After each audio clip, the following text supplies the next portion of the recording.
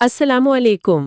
आज हम अहमदाबाद में ईद मिलादुन्नबी सल्लल्लाहु अलैहि वसल्लम के जुलूस से मुतालिक एक अहम और कुछ पेचीदा सूरत हाल पर बात करेंगे।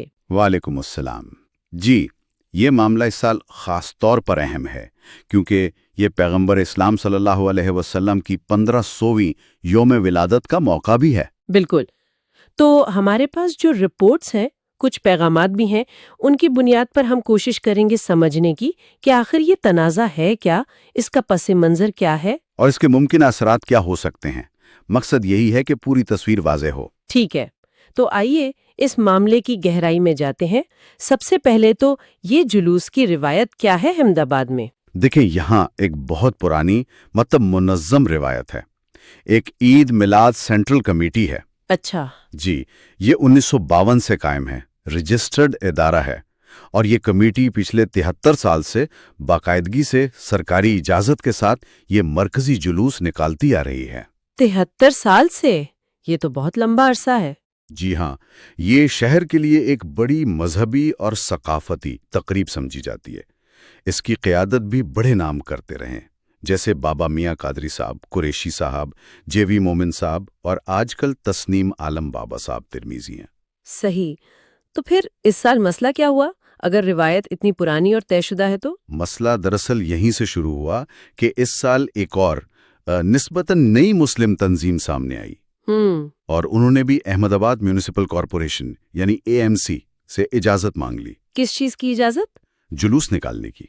और वो भी ऐन उसी तारीख को यानी 12 रबीउल अव्वल को, और तकरीबन उसी रास्ते पर जिस पर पुरानी कमेटी निकालती है। ओह, एक ही दिन, एक ही रूट पर दो जुलूस? जी, और दिलचस्प बात यह है, या आप कह लें कि परेशान कुन, कि ज़राए के मुताबिक उन्हें इजाज़त दे भी दी गई कॉरपोरेशन की तरफ से। अच्छा, ये तो वाकई अजीब बात है।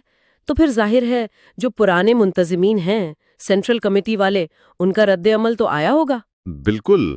इनमें और शहर के मुसलमानों के एक बड़े हिस्से में इस पर शदीद तशवीश और आप कह सकती हैं नाराज भी है। लोग क्या कह रहे हैं, मतलब क्या ये सिर्फ एक गलती समझी जा रही है इंतजामिया की? नहीं, बहुत से लोग इसे सिर्फ इंतजामी गलती नहीं मान रहे। कुछ ज़राए तो ये बता रहे हैं कि लोगों का ख्याल है कि ये शायद माशरे में फूट डालने की या उस पुरानी रिवायत को कमज़ोर करने की कोई सोची समझी कोशिश हो सकती है। ये तो संगीन बात है। जी, और इसमें एक और पहलू भी है जिस पर ज़राए में काफ़ी बात हो रही है। वो ये कि इजाज़तनामे की असल नोयत क्या थी।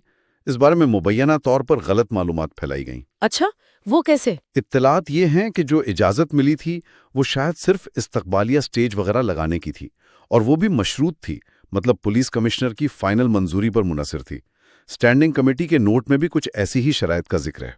तो मुकम्मल जुलूस की नहीं थी? बज़ाहिर नहीं, लेकिन ज़राए का कहना है कि कुछ अनासिर ने इसे ऐसे पेश किया जैसे उन्हें पूरे जुलूस की मुकम्मल इजाज़त मिल गई है।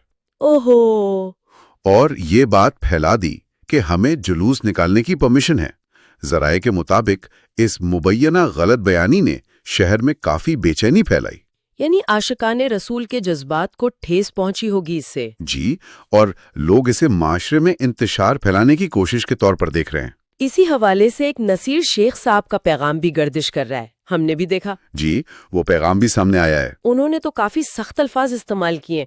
गैर जानिबदारी से अगर हम सिर्फ बताएं कि पैगाम में क्या है, तो उन्होंने नई तंजीम के लोगों को मुनाफिक तक कहा है। जी, और उन पर इल्जाम लगाया है कि वो बीजेपी के हमायती हैं और मुसलमानों को तकसीम करके इस जुलूस पर एक तरह से कब्जा करना चाहते हैं। ये ज़ाहिर है नसीर शेख के अपने इल्जामात हैं, लेकिन इससे ये अंदाज़ा ज़रूर होता है कि कम्युनिटी के अंदर कितनी तलखी और तकसीम पैदा हो गई है इस मामले पर। बिल्कुल, और ये शायद उसी इजाज़तनामे के मामले और उससे जुड़ी जो मुबैना गलतफहमियां हैं उसकी वजह से मजीद बढ़ गई है। ज़राए में एक मुवाजना भी किया जा रहा है अहमदाबाद की ही जगन्नाथ रथ यात्रा से। ये क्या नुक्ता है?